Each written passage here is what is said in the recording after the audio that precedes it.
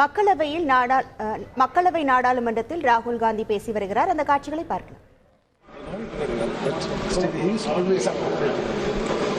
Thank you, Speaker Sir, for allowing me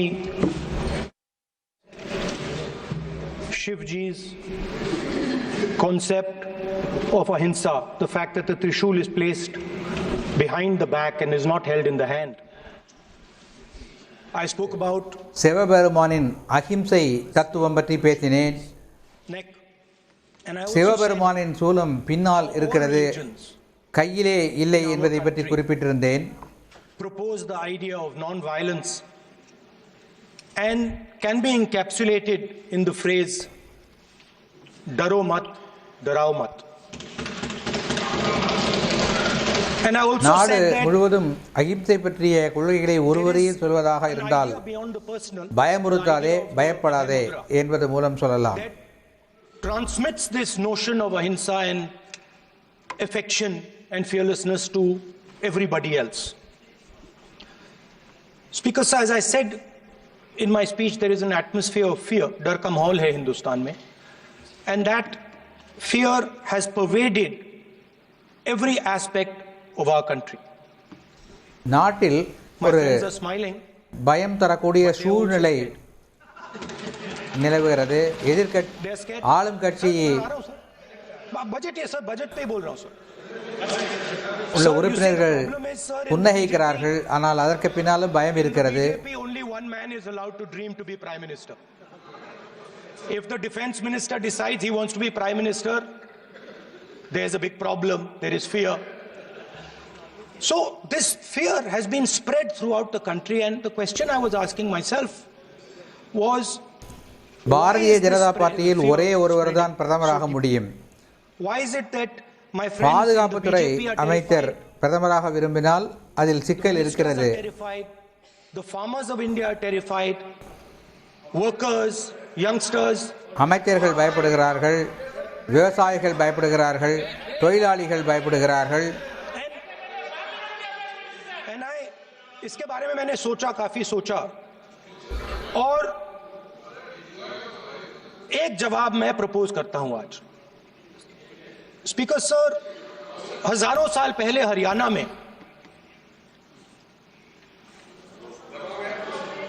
Kurukshetra में एक युवा को, अभिमन्यु को 6 लोगों ने चक्रव्यूह में मारा था. இந்த பயமான சூழலுக்கு ஒரு பதில் என்னிடத்திலே இருக்கிறது. ஆயிரக்கணக்கான ஆண்டுகளுக்கு முன் ஹரியானாவில் குருட்சேத்திரத்தில் அபிமன்யுவை சக்கர வியூகத்தில் சிக்க வைத்த 6 பேர் அவனை கொன்றுவிட்டார்கள்.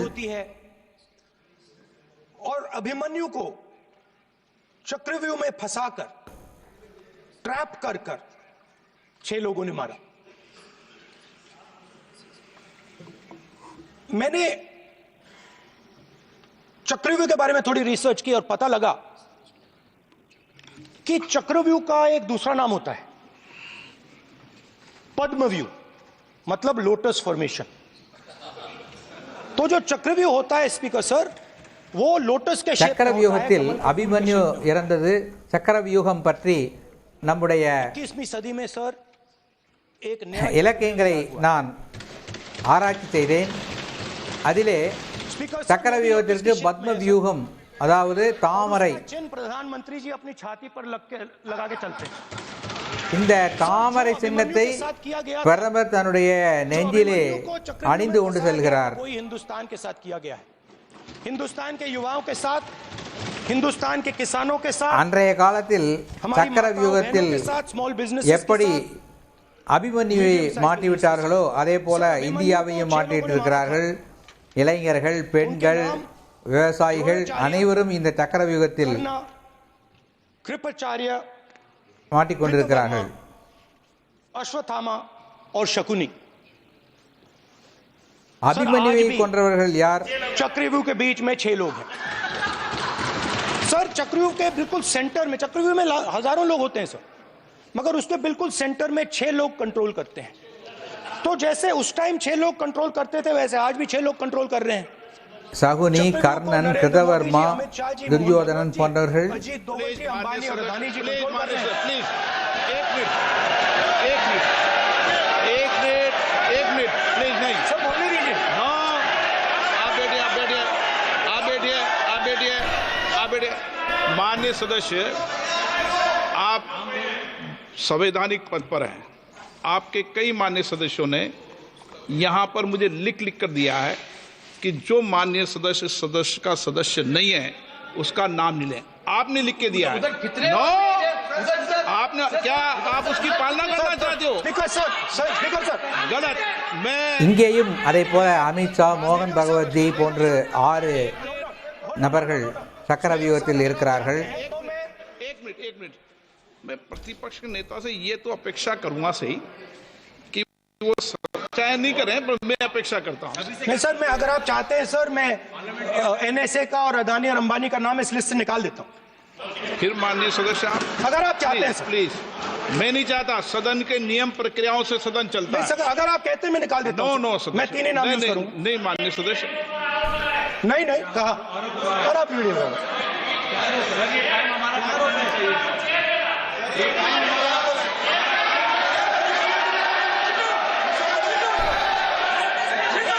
आप मत उठिए सब प्लीज, या आप समझाइए उनको। हाँ आप Speaker sir, the Chakravyuh that has captured India has 3 forces behind it. First is the idea of monopoly capital, that 2 people should be allowed to own the entire Indian wealth. So one element of the இந்த Chakravyuh is இந்தியாவை சிக்க வைத்திருக்கும் சக்கர வியூகத்திற்கு 3 முக்கியமான சக்திகள் பின்னணியில் இருக்கின்றன. explain कर रहा हूं सर। முதல் मैं आ रहा हूं, वहीं आ रहा हूं sir.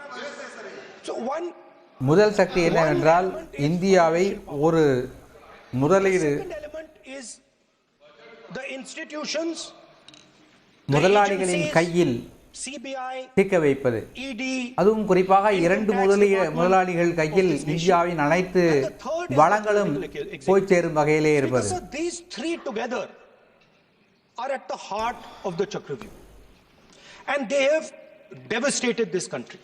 Because my expectation was that this budget would weaken the power of this Chakravyuh, that this budget would help the farmers of this country, would help the youth of this country, would help the laborers, the small businesses of this country. But what I have seen is that this budget, the sole aim of this budget, iski jo niyat hai, it is to strengthen this framework, the framework. இந்த சக்கர வியூகத்தை இந்த budget பலவீனமாக்கும் என்று நான் நினைத்தேன். The framework இந்த budget of இளைஞர்களுக்கு உதவி செய்திருக்க வேண்டும், தொழிலாளர்களுக்கு உதவி செய்திருக்க வேண்டும், விவசாயிகளுக்கு உதவி செய்திருக்க வேண்டும். and finally ஆனால் அவ்வாறெல்லாம் செய்யவில்லை. what one can call the deep state or the agencies. And the result of this has been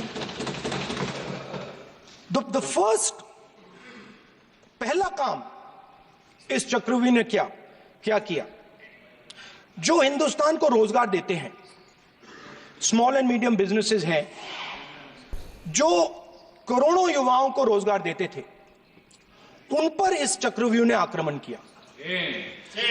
कैसे किया? முதலில் नोटबंदी, பல கோடி இளைஞர்களுக்கு வேலை வாய்ப்பினை தரும் சிறு குறு लोग आतंकवाद தொழில் करते हो पूरे देश में, அந்த நிறுவனங்கள் மீது இந்த சக்கர வியூகம் தன் தாக்குதலை தொடுத்தது. तो रात को பண மதிப்பீடு, फोन कॉल आता है इनकम टैक्स डिपार्टमेंट से, जीएसटी से, और टैक्स टेररिज्म का वो शिकार बनता है. इस टैक्स टेररिज्म को रोकने के लिए बजट में आपने कुछ नहीं किया है. ஏராளமான வரி விதிப்புகள். இந்த வரி விதிப்பு பயங்கரவாதத்தை குறைக்க இந்த பட்ஜெட் எதுவும் செய்யவில்லை. जो आपने कोविड के समय बड़े बिजनेसेस की मदद की और जो स्मॉल एंड मीडियम बिजनेसेस थे उनको खत्म किया, उसके कारण आज हिंदुस्तान के युवाओं को रोजगार नहीं मिल सकता है. நீங்கள் பெரிய முதலாளிகளுக்கு உதவி செய்தீர்கள், சிறு குறு தொழில் முதலீட்டாளர்களுக்கு உதவி செய்யவில்லை. இதனால் தொழில் வளம் குறைந்தது, வேலை வாய்ப்பு கிடைப்பதும் நின்று போனது. अब युवाओं के लिए आपने क्या किया? बजट में आपने इंटर्नशिप प्रोग्राम की बात करी और ये शायद एक मजाक है, क्योंकि आपने कहा कि ये इंटर्नशिप प्रोग्राम सिर्फ हिंदुस्तान की 500 सबसे बड़ी कंपनियों में होगा और 99% जो हमारे युवा हैं उनको इस इंटर्नशिप प्रोग्राम से कुछ लेना देना नहीं, कोई फायदा नहीं होने वाला है. तो आपने पहले टांग तोड़ दी और उसके ऊपर आप बैंडेड लगाने की कोशिश कर. இரண்டாவதாக இளைஞர்களுக்கு நீங்கள் செய்திருக்கும் ஏற்பாடு, मुद्दा आज நீங்கள் இளைஞர்களுக்காக ஒரு திறன் மேம்பாட்டு பயிற்சி வழங்கப்படும் என்று சொன்னீர்கள். அதற்கு 5 பெரிய கம்பெனிகளை நீங்கள் தேர்ந்தெடுத்துக்கிறீர்கள். ஆனால் இதனால் இளைஞர்களுக்கு எந்த விதமான பயனும் ஏற்பட போவதில்லை. நீங்கள் முதலில் அவர்கள் கை காலை உடைத்துவிட்டு அதற்கு பேண்டேஜ் போட்டுக் கொண்டிருக்கிறீர்கள். एक साइड पेपर लीक चक्रव्यूह, दूसरी साइड बेरोजगारी चक्रव्यूह. ஒரு பக்கம் போட்டித் தேர்வுகளின் கொஸ்டின் பேப்பர் லீக் ஆகிறது, மறுபுறம் வேலையில்லா திண்டாட்டம் நிலவுகிறது. 10 साल में 70 बार हुआ है.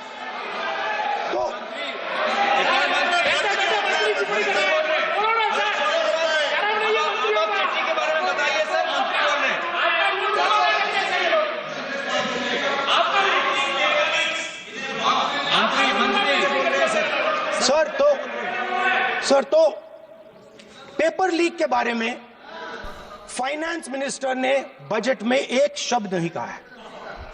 இந்த போட்டித் தேர்வுகளின் வினாத்தாள் லீக் ஆவது பற்றி उन्होंने एक शब्द नहीं कहा. பட்ஜெட்டில் நிதியமைச்சர் எதுவும் சொல்லவில்லை. एक बार उन्होंने पेपर लीक नहीं कहा और उल्टा जो एजुकेशन बजट में पैसा देना चाहिए था वो आपने 20 साल में सबसे कम पैसा दिया है. 2.5% of budget is gone to education. அதற்கு நேர்மாறாக கல்வித்துறைக்கு 20 ஆண்டு காலத்தில் மிக குறைவான 2.5% ஒதுக்கீடு நீங்கள் செய்திருக்கிறீர்கள். रनिंग कमेंट्री कर रहे हैं सर. दूसरी तरफ पहली बार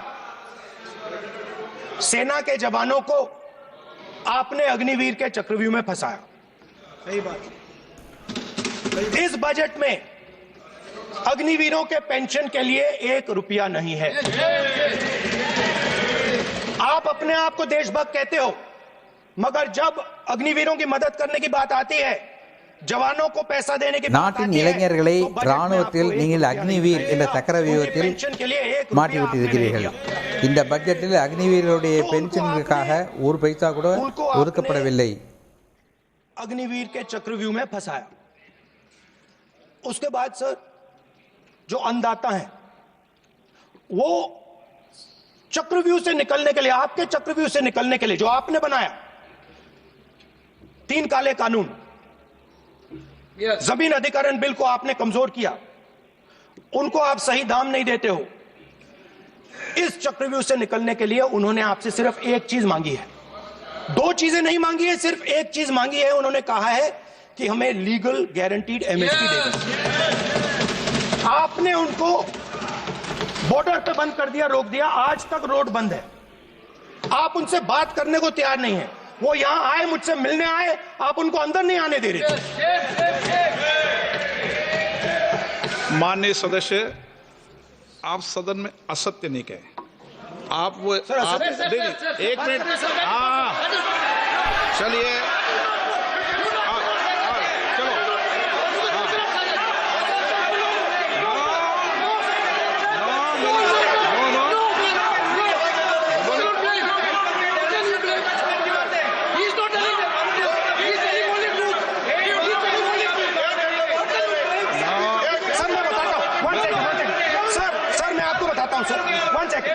सर मैं आपको फैक्ट बताता हूं सर, जो मुझे एक सेकंड.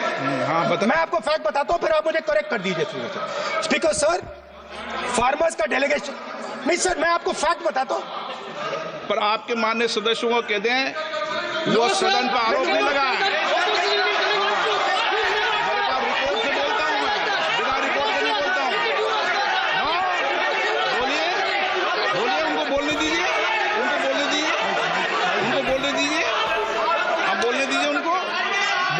बोले, बताएं, वो बताएं, मैं बताऊंगा। Speaker sir, one second. Speaker sir, मैं आपको बताता हूं जो मुझे मालूम है। स्पीकर सर, मैं आपको बताता हूं। बैठिए। स्पीकर सर, हुआ क्या, वहां पे सर मुझसे मिलने एक फार्मर का डेलीगेशन आया। मुझे बताया गया कि फार्मर के डेलीगेशन को अंदर नहीं आने देंगे। मैं उनसे मिलने जब गया तब उनको अंदर आने दिया गया था। सर ये फैक्ट है सर। अब पता नहीं कोई मिसकम्युनिकेशन हुआ, वो अलग बात है, बट फैक्ट यह है कि जब मैं मीडिया के साथ वहां गया तब दरवाजे पार्लियामेंट के, संसद के उनके लिए खुले, उससे पहले वो बंद थे। ठीक है। और ये आप उनसे भी पूछ लीजिए सर। प्लीज नो, प्लीज एक मिनट விவசாயிகள் இங்கே பார்லிமெண்டை பார்க்க வந்தார்கள். ஆனால் அவர்களை உள்ளே அனுமதிக்கவில்லை. நான் அவர்களை பார்க்க நான் வெளியே செல்லும்போது அவர்கள் உள்ளே வந்தார்கள். किसको आने दें, किसको अलाउ नहीं करने दें, ये स्पीकर का जुडिक्शन होता है। नंबर एक, जब ये सूचना आई आप मिले, उनसे अंदर मिले, लेकिन उसमें एक सदन की मर्यादा का उल्लंघन हुआ कि कभी भी सदन में माननीय सदस्य के अलावा दूसरा कोई व्यक्ति बाइट नहीं दे सकता। और आपकी मौजूदगी में बाइट दी, ये क्लियर करना चाहता हूं। सर ये टेक्निकलिटी है सर, ये मुझे मालूम नहीं थी। कोई बात नहीं। बट सर प्लीज नो, माननीय आप मत बोलिए, आपके नेता बोल रहे हैं। तो स्पीकर सर, महिला आरक्षण आया था तो ये आपको बेटे बेटे कमेंट्री करने का अधिकार नहीं है। माननीय प्रतिपक्ष के नेता आपके बेटे बेटे सदस्य कमेंट्री कर रहे हैं, फिर वो कहते हैं कि लोग क्यों कमेंट्री कर रहे हैं। सर हम चाहते थे, हमारा एक्सपेक्टेशन था कि जो अन्नदाता है, जो सरकार से सिर्फ एक चीज मांग रहा है, இந்த விவசாயிகள் அன்னதாத்தாக்கள் हमें அரசிடமிருந்து ஒரே ஒரு விஷயத்தை தான் கேட்டார்கள். इतना बड़ा काम नहीं அதாவது है।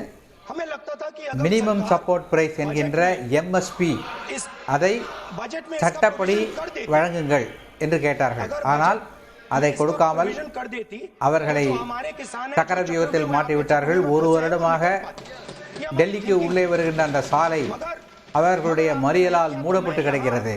इंडिया गठबंधन के तरफ से गारंटी देता कि हम ये काम करके दिखा देंगे।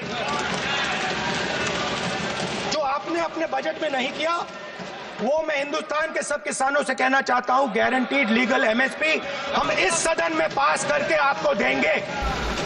நான் அந்த விவசாயிகளுக்கு ஒன்று சொல்லிக் கொள்கிறேன். இந்த பட்ஜெட்டில் நீங்கள் சொல்லாத அந்த விஷயத்தை, சட்டபூர்வமான மினிமம் சப்போர்ட் பிரைஸ் என்பதை நான் அந்த விவசாயிகளுக்கு செய்து தருவேன் என்று கேட்டுக்கொள்கிறேன்.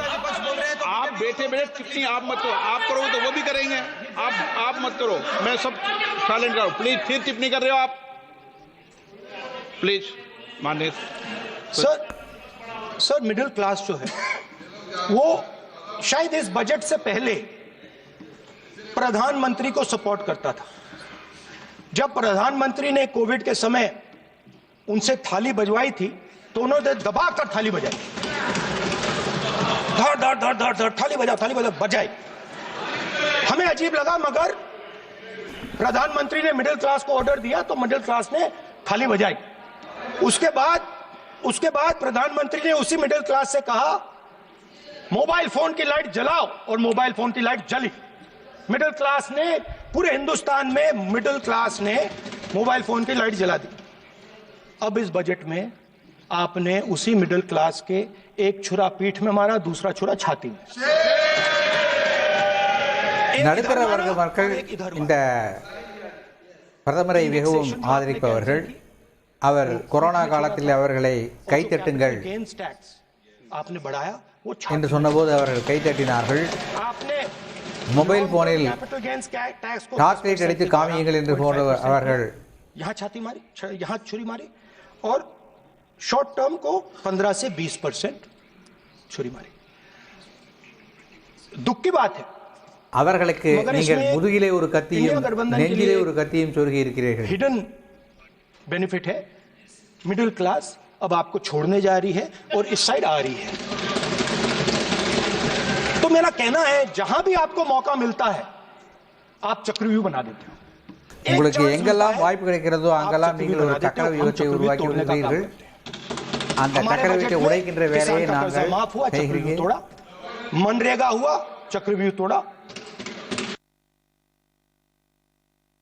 करते हो, आप चाहते हो कि हिंदुस्तान छोटे छोटे छोटे छोटे छोटे खांचों में रहे और हिंदुस्तान के गरीब लोग सपना ना देख पाए। सिर्फ अदानी और अंबानी। अरे क्या सर? सर मैं सर कैसे बोलूं सर?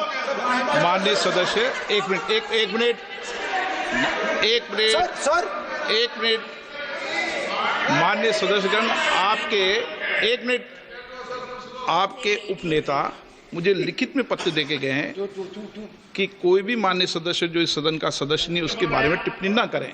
लिखित में देखे गए, इसलिए आपको स्पीकर सर आप बैठ जाइए।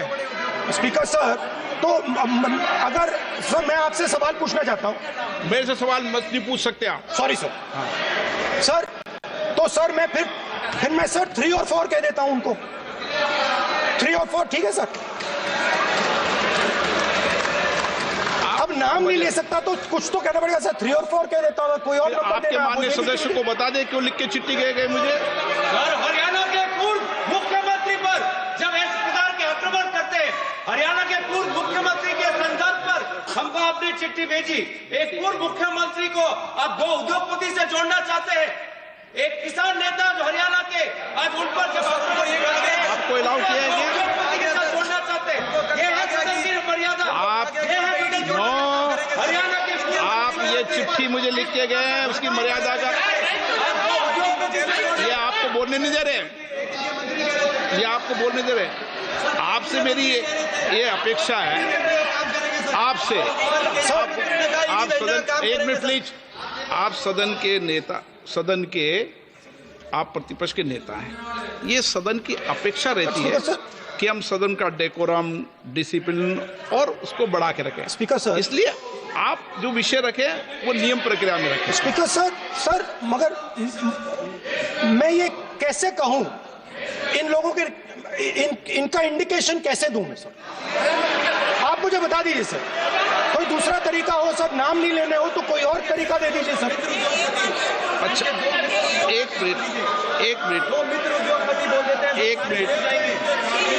आप ज्ञान मत बांटो उनको, वो ज्ञानी है। सर A1 A2 चलेगा सर? A1 A2 माननीय प्रतिपक्ष के नेता, मैं आपसे फिर अपेक्षा कर रहा हूं कि आप कम से कम नियम प्रक्रियाओं की पालना करेंगे। सदन में आप प्रतिपक्ष के नेता हैं, ये अपेक्षा। Sir how PM is speaking, Home Minister speaking, you are not telling this. You are only advising LOP, sir. How can it be? How can it be, sir? How can it be?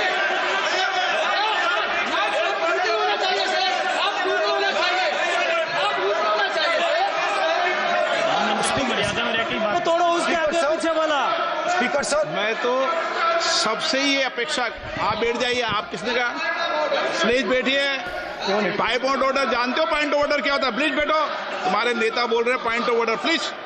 Speaker sir, एक minute please, बैठिए। एक speaker sir ये जो लोग, ये दो लोग हैं सर, ये हिंदुस्तान के इंफ्रास्ट्रक्चर को, बिजनेस को कंट्रोल करते हैं सर। इनके पास இந்த இரண்டு நபர்களும் இந்தியாவின் का सिस्टम है, உள்கட்டமைப்பையும் अब पोर्ट्स हैं, வணிக रेलवेज में जा रहे हैं, வளத்தையும் இவர்களே நிர்வகிக்கிறார்கள்। सर इनके पास, राजस्थान वाला भी बोलो। सर इनके पास हिंदुस्तान का पूरा धन का मोनोपोली है सर।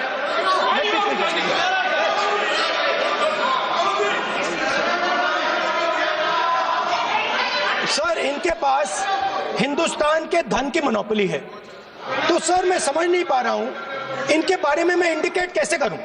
इनके बारे में बोलना तो पड़ेगा सर। अगर आप हमें कहो कि इन दोनों के बारे में आप बोल ही नहीं सकते तो वो तो हमारे लिए एक्सेप्टेबल ही नहीं है सर। हमें तो बोलना है। अब आप चाहते हो कि नाम ना ले तो कोई और सिस्टम दे दीजिए हमें। आपको संसदीय कार्य मंत्री जी please No, please no, I'm not giving. I'm not yielding. I'm not yielding. I'm not yielding. I'm not yielding. Sit down. I'm not yielding. I'm not yielding. Sit down. I'm not yielding. प्रधानमंत्री को I'm not yielding. Rajya Sabha में बोला दिया, आपने लोकसभा में बोला दिया। I'm not yielding. Sit down. आप I'm not से yielding. बातें करते हैं, पार्लियामेंट्री प्रोसीडिंग्स का रूल नहीं मानते हैं आप, स्पीकर को चैलेंज करते हैं आपको नियम मालूम नहीं है। इस सदन का सदस्य होने के नाते नियम जानना जरूरी है। नेता प्रतिपक्ष को सदन का नियम के बारे में पता नहीं है, ये बहुत दुख की बात है। हम लोग जो भी इस सदन का सदस्य है नियम से चलता है। लोकसभा स्पीकर को चैलेंज करके आज सदन के नेता प्रतिपक्ष ने इस गरिमा को गिराया है। ऐसा नहीं चलता है। देश नियम से चलता है, सदन नियम से चलता है, संविधान से चलता है। ऐसा नहीं होता है।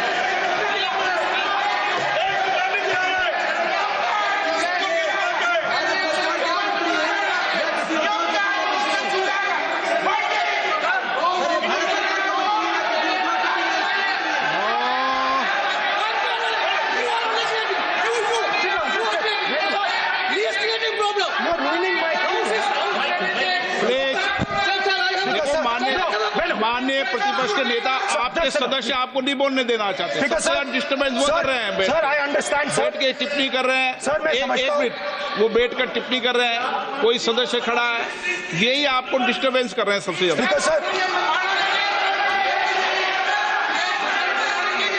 राहुल गांधी जी प्लीज, आपको नहीं बोलना है, please Rahul Gandhi. Speaker, sir, मैं बात समझता हूँ। प्लीज एक मिनट प्लीज। स्पीकर सर, मैं समझता हूं मंत्री जी को अदानी जी और A1 एंड A2 की रक्षा करनी है, मैं समझता हूं। No problem. वो सर ऊपर से ऑर्डर आया है सर, ऊपर से ऑर्डर आया है सर, मैं समझता हूं। मैं इस पर कोई टिप्पणी नहीं करूंगा। Sir he is permitted. Sir, he is permitted to defend them, sir. It is a democracy, sir.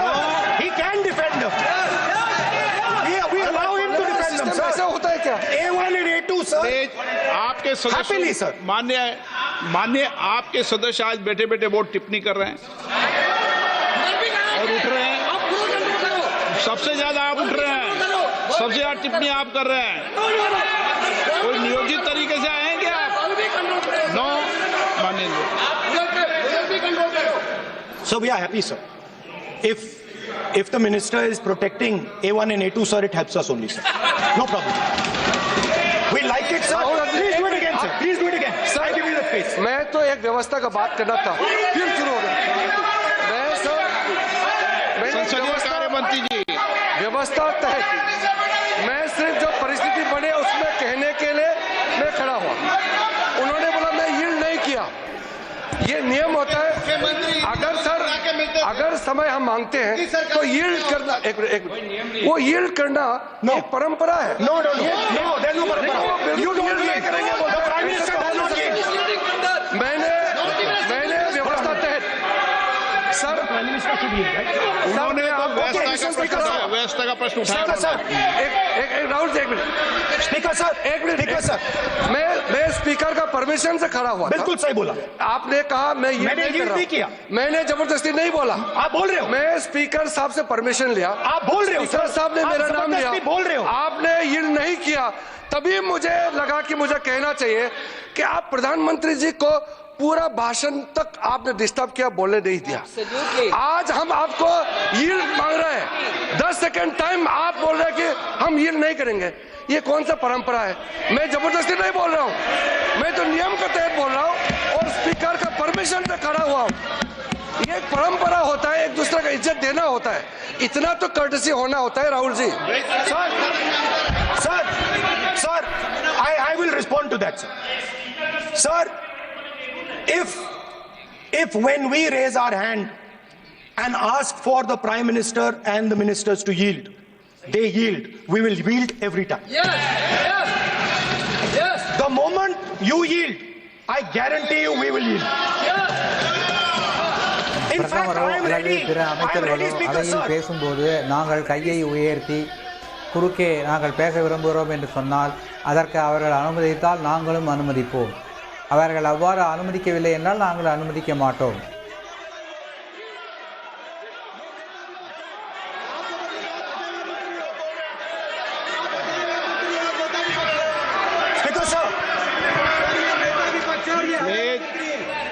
देखिए, आप सभी लोग आप प्रतिपक्ष के नेता को डिस्टर्बेंस कर रहे हैं और मैं आपको बार बार आप डिस्टर्बेंस कर रहे हैं और वेणुगोपाल जी सब जगह डिस्टर्बेंस कर रहे हैं. आप नोट कर लीजिए ये योजना से देश में स्पीकर सर देश में अब ये कौन कर रहा है? तकरीबन 73% दलित, आदिवासी और पिछड़े वर्ग के लोग हैं और ये हिंदुस्तान की मेन शक्ति है, स्ट्रेंथ है और सच्चाई है कि इनको कहीं भी जगह नहीं मिलती है. इनको बिजनेस में जगह नहीं मिलती है, 73% மக்கள் इनको कॉर्पोरेट इंडिया में जगह नहीं தலித்துகள், मिलती है. ஆதிவாசிகள், பிற்படுத்தப்பட்டோர் வகையைச் சேர்ந்தவர்கள். ஆனால் இவர்களுக்கு எந்த இடத்திலும் இடம் கிடைப்பதில்லை. ये देखिए सर, एक मिनट प्रतिपक्ष, एक मिनट. मैंने पहले भी आपसे अपेक्षा की थी. अब आप प्रतिपक्ष के नेता हैं, संवैधानिक दायित्वों पर है.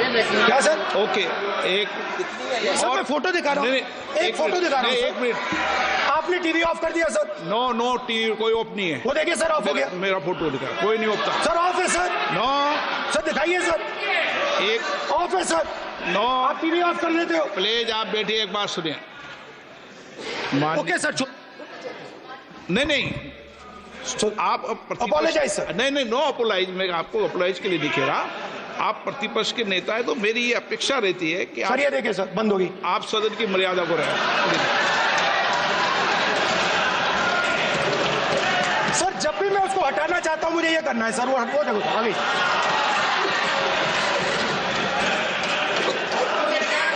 क्या डर रहे हैं सर फोटो से? शिव जी के फोटो से डरते हैं सर. इस फोटो से डरते हैं अभी. पोस्टर नहीं आने दूंगा. गलत तरीका है, नहीं आने देंगे. पोस्टर नहीं लेना देंगे सदन में. सर फोटो गलत तरीका है. नो सर फोटो दिखाना गलत नहीं है सर. आपकी परमिशन लेके परमिशन नहीं है आपकी. सर मैं ये फोटो दिखाना चाह रहा नियम हूँ. के तहत नहीं सर मैं समझाना चाह रहा हूँ. नियम के तहत परमिशन नहीं है माननीय. अच्छा सर मैं ये फोटो समझाना चाह रहा हूँ सर. इसमें ये जो बजट का जो हलवा है सर ये बट रहा है और इस फोटो में सर मुझे एक ओबीसी अफसर नहीं दिख रहा, एक आदिवासी अफसर नहीं दिख रहा, एक दलित अफसर नहीं दिख रहा है मुझे. இந்த புகைப்படத்தில் वो क्या रहा है सर? பட்ஜெட்டிற்கு முன்பு அல்வா கிண்டும் அந்த படம் வெளியாகி இருக்கிறது. அதில் இருக்கின்ற அதிகாரிகளில் ஒரு ஓபிசி அதிகாரி கூட இல்லை, ஒரு எஸ்சி அதிகாரி இல்லை, ஒரு ஆதிவாசி அதிகாரி இல்லை. ठीक है सर. 20 अफसरों ने बजट को तैयार किया, हमने पता लगाया.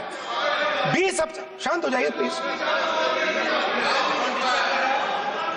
सर. 20 अफसरों ने, उनके नाम मेरे पास है, अगर आप नाम चाहते मैं दे दूंगा.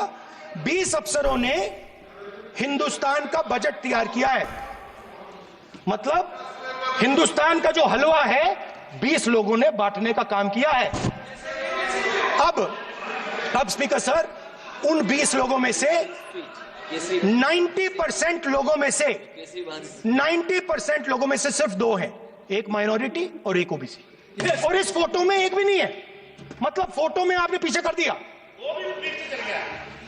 फोटो में तो आने नहीं दिया आपने. कोई नहीं आ सकता. और मैं चाहता था कि बजट में जाति जनगणना की बात उठे जो पूरा देश चाहता है. 90% हिंदुस्तान जाति, 95% जाति जनगणना चाहता है. कौन चाहते हैं? दलित चाहते हैं, आदिवासी चाहते हैं, पिछड़ा वर्ग चाहता है, गरीब जनरल कास्ट के लोग चाहते हैं, माइनॉरिटी चाहते हैं, सब चाहते हैं. क्योंकि सब लोगों को यह पता लगाना है कि हमारी भागीदारी कितनी है, हमारी हिस्सेदारी कितनी है. ஜாதிவாரி கணக்கெடுப்பை நாட்டில் உள்ள 95% மக்கள் விரும்புகிறார்கள், தலித்துகள் விரும்புகிறார்கள், ஆதிவாசிகள் விரும்புகிறார்கள், பிற்படுத்தப்பட்டோர் விரும்புகிறார்கள். தாங்கள் எண்ணிக்கையில் எவ்வளவு சதவீதம் இருக்கிறோம், அதற்கு தகுந்த பலன்கள் நமக்கு கிடைக்கிறதா என்பதை அவர்கள் பார்க்க விரும்புகிறார்கள். और बाकी हिंदुस्तान 90% हिंदुस्तान देख, फाइनेंस मिनिस्टर मुस्कुरा रही हैं. कमाल की बात है. ये हंसने की चीज नहीं है मैडम, ये हंसने की बात नहीं है. ये जाति जनगणना है, ये जाति जनगणना है. इससे देश बदल जाएगा.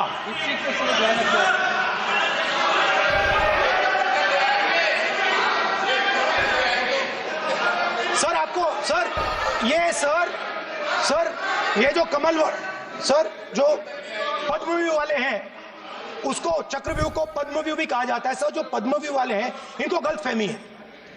ये सोचते हैं कि देश के युवा, देश के पिछड़े लोग अभिमन्यु हैं. देश के पिछड़े लोग अभिमन्यु नहीं है, अर्जुन है. और वो जो आपका चक्रव्यूह है उसको फोड़ के फेंक देंगे, फेंकने वाले हैं. पहला कदम इंडिया गठबंधन ने ले लिया, पहला कदम इंडिया गठबंधन ने ले लिया. आपके प्रधानमंत्री की कॉन्फिडेंस को हमने उड़ा दिया. मतलब आपके प्रधानमंत्री भाषण में आ ही नहीं पा रहे. और मैं आपको एडवांस में बता देता हूं, मेरे भाषण में कभी नहीं आएंगे. सर अरे सर इसमें क्या गलती है सर? एक बात बताइए,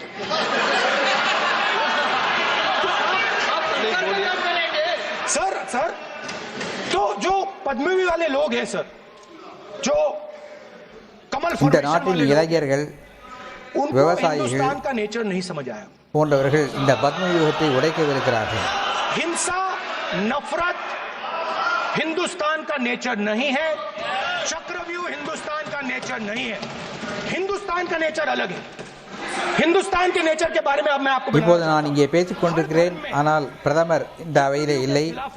உங்களுக்கெல்லாம் நான் ஒரு உறுதிமொழி தருகிறேன். आप जानते हो हिंदू धर्म में चक्रव्यूह का நான் பேசி முடிக்கும் வரை அவர் வர மாட்டார். मैं बताता हूं सर, शिव की बारात होती है सर. शिव की बारात में कोई भी आ सकता है, किसी भी धर्म का कोई भी व्यक्ति आ सकता है, बारात में आ सकता है, नाच सकता है, गा सकता है, अपना सपना देख सकता है.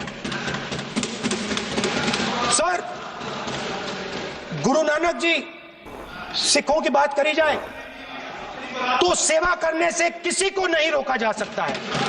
लंगर से किसी को बाहर नहीं फेंका जा सकता है. सर इस्लाम में कोई भी मस्जिद में आ सकता है, चर्च में कोई भी घुस सकता है, संगम में कोई भी आ सकता है सर. मगर इनके चक्रव्यूह में सिर्फ 6 लोग हैं सर. तो ये लड़ाई शिव की बारात और चक्रव्यूह के बीच में है. हम चक्रव्यूह तोड़ते हैं, हम चक्रव्यूह तोड़ने का काम करते हैं. मनरेगा, हरी क्रांति, आजादी, कॉन्स्टिट्यूशन, ये चक्रव्यूह को तोड़ने के काम है. इससे देश में खुशी आती है, डर मिटता है, कॉन्फिडेंस आती है. आप पद्मव्यूह चक्रव्यूह बनाने का काम करते हो. चक्रव्यूह शिव की बारात को हरा ही नहीं सकता है. आप अपने इतिहास को देखिए. आप अपने आप को हिंदू कहते हो, आप हिंदू कहते हो, आप हिंदू धर्म को समझते नहीं हो. நீங்கள் உங்களை இந்து என்று சொல்லிக் கொள்கிறீர்கள், ஆனால் இந்து மதத்தை நீங்கள் புரிந்து கொள்ளவில்லை. आप चक्रव्यूह बनाने वाले लोग हो. आपका हिंदू बोगस. स्पीकर सर, तो अंत में मैं ये कहना चाहता हूं, अब शांत हो जाए, खत्म कर रहा हूं सर, घबराइए मत, डरो मत. முடிவில் நான் ஒன்று சொல்லிக்கொள்ள விரும்புகிறேன். डरो मत. Speaker sir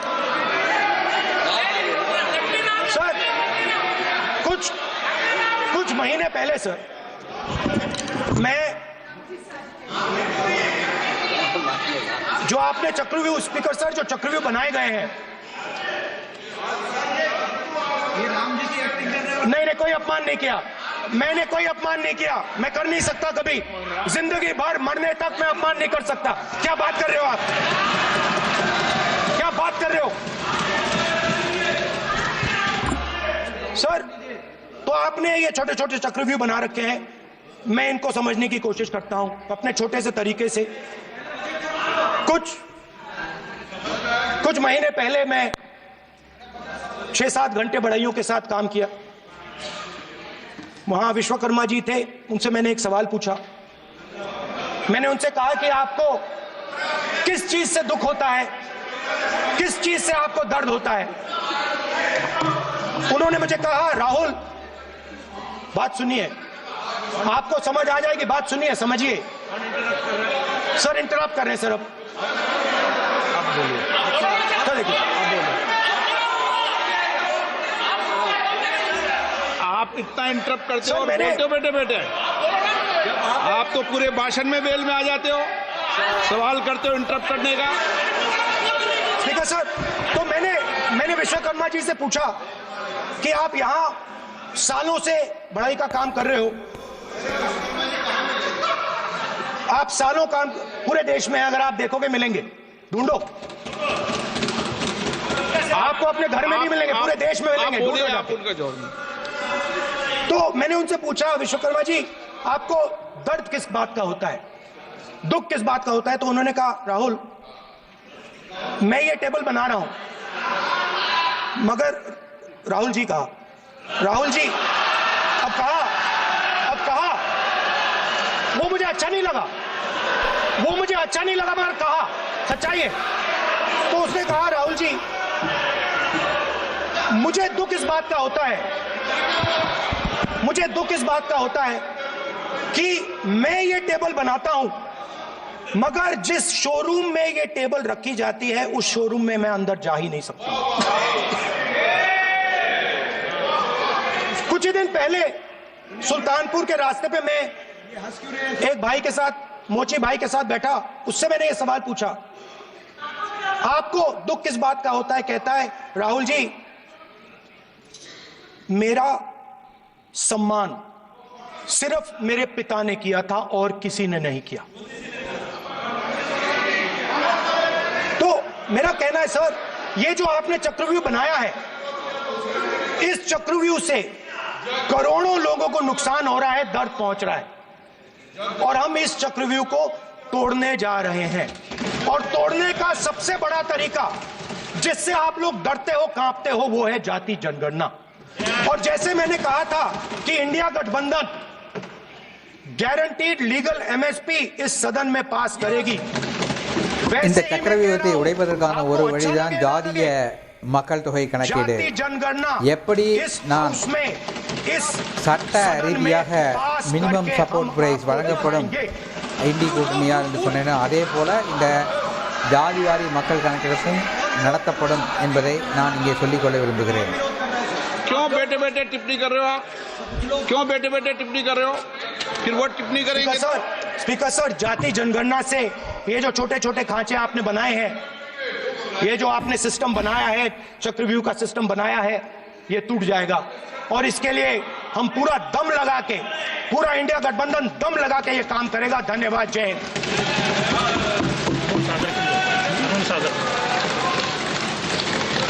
Rajnath Singh ji. अध्यक्ष महोदय, नेता प्रतिपक्ष ने बजट के संबंधित जो भी भ्रांतियां पैदा की हैं, जब बजट से संबंधित जवाब देने के लिए वित्त मंत्री जी खड़ी होंगी तो उन भ्रांतियों को लेकर जो भी क्लैरिफिकेशन देना है, जो कुछ भी देश को संदेश देना है, वो अपनी तरफ से संदेश देंगी। क्योंकि मैं मानता हूं कि कई भ्रांतियां बजट को लेकर पैदा की गई हैं, लेकिन देश की सीमा की सुरक्षा जिन बहादुर जवानों के हाथों में रहती है, सेना के जवानों में, यह इतना संवेदनशील मुद्दा है इस देश की सुरक्षा का। और सेना से जुड़े हमारे अग्निवीर के जवानों को लेकर जो देशवासियों को गुमराह करने की कोशिश की जा रही है, उस संबंध में मैं कहना चाहता हूं अध्यक्ष महोदय, जब भी आपका आदेश होगा इस सदन के समक्ष मैं पूरी तरह से अपना अग्निवीरों को लेकर स्टेटमेंट देने को तैयार हूं। विष्णुदत्त शर्मा। हाँ, क्या आपने अपनी बात खत्म कर दी ना? सर जवाब देना सर। आपने कहा सर जवाब देना। आपने ये कहा उन्होंने कुछ नहीं बोला, उन्होंने आपके शब्दों को बोला कि सर एक मिनट, मेरा नाम लिया सर। हाँ, तो मैं बोलने दूंगा आपको। एक मिनट। अग्निवीर पे विषय पर उन्होंने कहा कि मैं सारे विषय पर चर्चा करने को तैयार हूं, ये कहा। सर, डिफेंस मिनिस्टर ने कहा कि मैंने अग्निवीर की बात उठाई। सर, पहले भी डिफेंस मिनिस्टर ने कहा था कि शहीद अग्निवीर परिवारों को कॉम्पनसेशन दिया गया है और उन्होंने कहा, हाउस में कहा कि 1 करोड़ रुपया कॉम्पनसेशन दिया गया है, मगर सर वो गलत था। सर, उस शहीद परिवार को इंश्योरेंस दिया गया था, कॉम्पनसेशन नहीं दिया गया था। सर, मैं ये कहना चाहता हूं, सर ये सच है सर। और सर, भाषण के एकदम बाद सर कॉम्पनसेशन गया था सर। सर, ये सच्चाई है सर, इसको कोई नकार नहीं सकता, ये सच्चाई है सर। सर, आखिरी बात सर, आपने एक और चक्रव्यूह बना दिया है सर। मीडिया वालों को सर आपने पिंजरे में बंद कर दिया सर, उनको बाहर निकाल दीजिए प्लीज। एक मिनट, माननीय आप प्रतिपक्ष के नेता हैं और ये मैं आपसे हंस रहे हैं आप, ये तरीका आपका, आप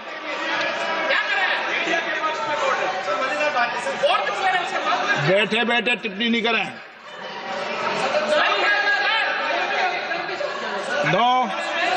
आपने, माननीय प्रतिपक्ष के आप नेता हैं, मैं आपसे ये अपेक्षा करता हूं कि आप नियम प्रक्रिया को पूरा पढ़ ले पहले एक बार। मुझे अच्छा लगेगा आप नियम प्रक्रिया को पढ़ लें। कभी भी सदन के मामले के अंदर कभी भी कोई मान्य सदस्य टिप्पणी नहीं कर सकता, यह व्यवस्था अध्यक्ष की होती है, ठीक है ना? ये अध्यक्ष व्यवस्था है। हाँ, बोलिए, आप मुझसे तो बोले ना। एक सेकंड। हाँ, एक सर, बेचारे, हाँ सर, बेचारे सर मीडिया वाले हैं सर। बेचारे नहीं है वे, बेचारे शब्द मत बोलो उनके लिए। सर नॉन बेचारे मीडिया वाले हैं सर। नो, बेचारे नहीं, नॉन बेचारे सर, नॉट बेचारे मीडिया वाले हैं सर। हाँ सर, नॉट बेचारे। एक मिनट, मैं बैठा हूँ ना, वह आप आसन पे बात कर रहे हो तो आसन को बात करने दो। नो, मैं बताऊँ सर, नॉट बेचारे मीडिया वालों ने कहा है सर कि प्लीज, उन्होंने मुझसे कहा है कि आपसे हाथ जोड़कर कहें कि उनको निकलने दें, क्योंकि वो बड़े डिस्टर्बेंस है। एक मिनट प्लीज, एक मिनट, सदन के नेता हैं, प्लीज आपको बैठे बैठे बोलने की टिप्पणी की। सदन के बैठे बैठे टिप्पणी मत कीजिए आप, प्लीज। सदन के अंदर मैंने पहले भी कहा कि आप नियम प्रक्रिया को पूरा अध्ययन कर लें। सदन की किसी भी व्यवस्था के मामले में आप प्रतिपक्ष के नेता हैं, आप मुझे चेंबर में आके मिलें। कोई परेशानी हो, किसी को अलाउ नहीं किया हो, कोई बात हो तो हमें बताएं, ठीक है ना?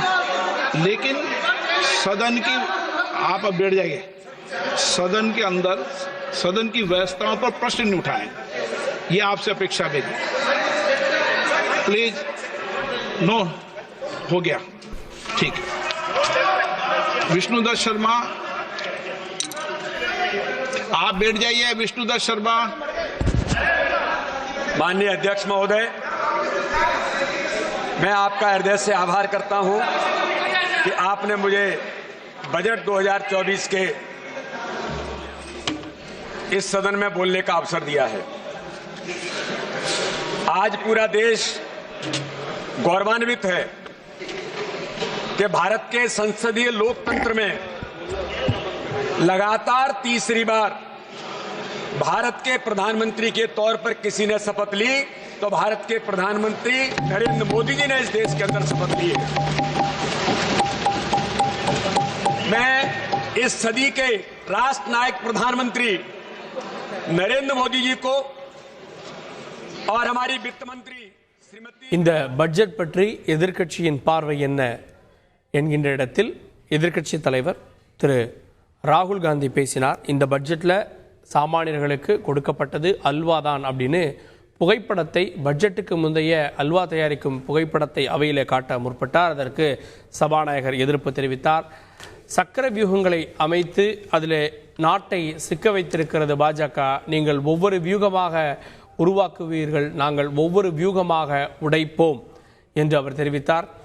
பிரதமருக்கு சாமானிய மக்களுடைய ஆதரவு இருந்தது, ஆனால் இந்த பட்ஜெட்டுக்கு பிறகு அதுவும் கிடையாது என்று ராகுல் காந்தி பல்வேறு விஷயங்களை குறிப்பிட்டு இந்த அவையில் பேசினார். அதனை நாம் பார்த்தோம்.